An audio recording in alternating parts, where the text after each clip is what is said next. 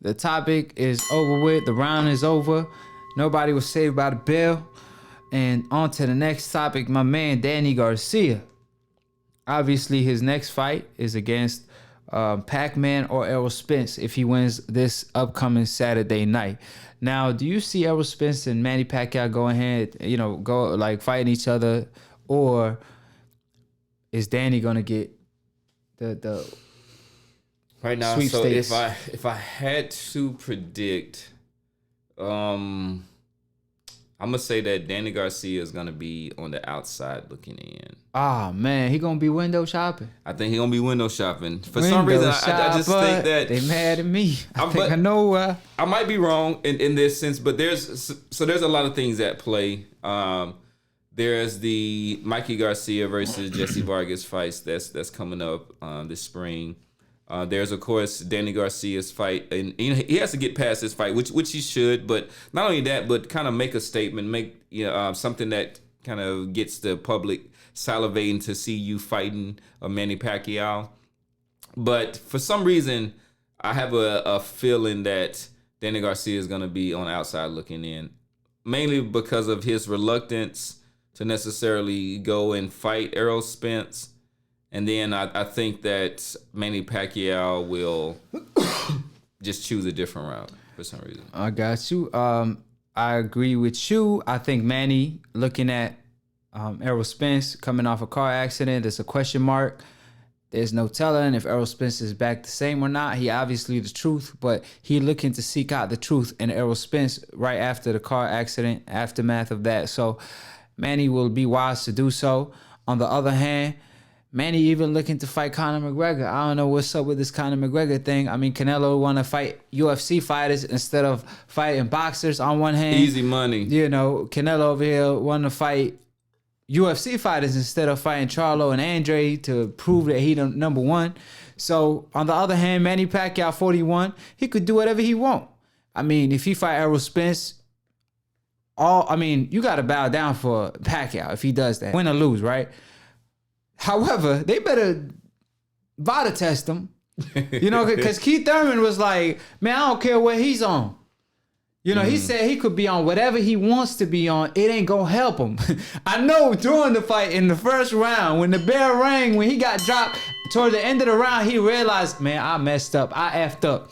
You know what I mean? He was just like, man, why didn't I make him take this VADA test? Not saying he did or didn't do anything, but it looked like he took some of that, a bite off the apple fruit. You know what I'm saying? That's forbidden fruit. There was no VADA or USADA test? There was in VADA. There was just a basic Nevada test, which is like a P test and something simple. So my thing is, Errol better test him, especially after coming off a car crash. Danny Garcia better test him, because Danny Garcia, he also fought Morales when Morales was like 40 years old at 140. Remember in a rematch? Yeah. He was on something too. So that was when Morales was making fun of how he threw Danny the Garcia punch. That was hilarious. That was hilarious. He wasn't lying, but the only thing I don't know. But then he got knocked out by that. Hey, Danny got like a third out or something. He be closing out, he be swinging and catch you with it. You know what I'm saying? It's the timing, and he just could feel the punch coming. So that being said, let me play the clip of.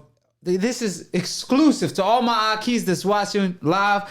Pacquiao calling out Conor McGregor, man. Let's see what's Conor McGregor. Let me see what the hell Pacquiao got going on, because he threw me off with this.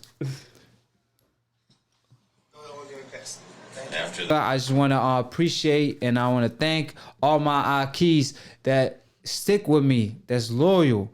Loyalty over everything, because when your loved ones go, when everybody looks to go away, the loyal one's gonna stick with you. So I appreciate every single one of y'all that stick with us, because we had a lot of difficulties that we had to deal with today. And almost every time we on Split Decision, if it ain't one thing, it's the other. But we always pull through, and we just hit 10K. I appreciate Rap Critic and everybody in the comment section, like I said, that's throwing super chats and all that. I'm gonna call you right back, whoever's calling in. I just want to finish my outro. And obviously Professor Nam have a lot of things that he's working on as well, if you want to talk about it a little bit before you take us out. However, we're still going to take calls after this. Yeah. take a couple calls. So, so if you want to announce, what you got going on. Yeah, so a couple that I definitely appreciate all of the love. I don't necessarily have a social media footprints, and it's on purpose, but I am working on some things. As you said, I am a professor. One of the things that I got coming out is this application that's called STEM Squad.